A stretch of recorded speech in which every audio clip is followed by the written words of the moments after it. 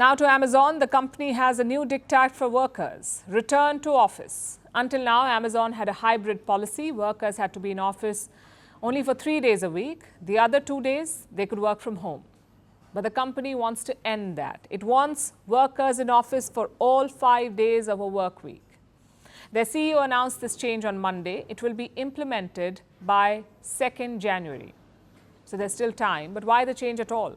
Well, Amazon says it will help them, that physical presence in office will improve the company's culture.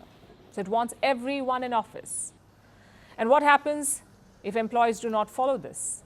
Well, it can derail their careers at Amazon. They may lose out on promotions. That is the company's warning. Of course, it leaves workers with little choice. And this has been a point of debate for some time now. Work from home or work from office or a mix of both. Which is better? Which gives the best results? It's been a contentious topic for the last 3 years. And we can see why. Until the Wuhan virus hit the world, we only knew one form of working from office. But the pandemic forced a hard reset. Working from home became the new normal. It was a global experiment and the results were surprising. Productivity was not hit as feared, and business operations went on as usual, more or less. But then the world opened up and companies came up with a bright plan. Why not combine the best of both? Thus came hybrid working, a few days in office and the rest at home. What's not to like? But now companies are tired of it. Look at this survey of nearly 1,000 companies. 9 out of 10 want employees back in office, 9 out of 10. And they're using all kinds of tactics for it. Some are drawing red lines. If workers don't agree, they can leave. 28% threaten to fire employees who do not comply. Some companies are even willing to lose top talent. Their motto is quite simple: no one is indispensable.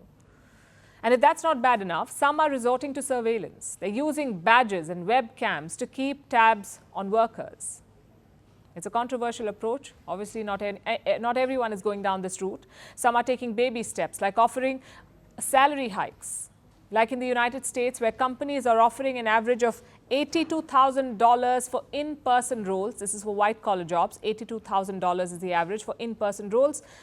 It's a 33% increase since last year. And this is in contrast to fully remote roles, which pay an average of $75,000. You see the gap here. And in some cases, companies are hiring psychologists to understand how to get workers back to their desks. It does sound like a lot of effort. So the question is, what's in it for these companies? Why do they want people back in office? Let's look at the economics. Most companies believe return to office is profitable. This is what they believe. 81% think that it increases revenue. Then there's the productivity debate. They insist that workers are more productive when in office. 83% of the companies surveyed agree on that. 81% think that it improves company culture. Then there's infrastructure. Most big companies already have huge offices. They either own these spaces or have long-term rent contracts for exorbitant amounts. Fortune 500 companies are wasting almost $25 million a year on unused office space. They don't want this money to be wasted. Does that mean it's the end of remote working? Well, not really. Companies may want workers back, but employees are not so excited about this, because now they're used to the flexibility of remote work and it saves them the time and effort of a daily commute to office. An average Indian spent 59 minutes a day to commute one way to work. Who wouldn't want to use that time better? So some are jumping ship to avoid work from office mandates, like top brass employees at X, Microsoft and SpaceX. Others are opting for lower salaries. They prefer a lesser pay than a return to office. What does this tell you? You cannot have a one-size-fits-all approach. Each company and industry will have to figure out the best model for itself. As the world moves on, the economics of work will also evolve. Offices will not disappear. Remote working may not be so attractive. So the key is to find a balance, something that works for both sides, the company and the employees, instead of trying to force each other's hand.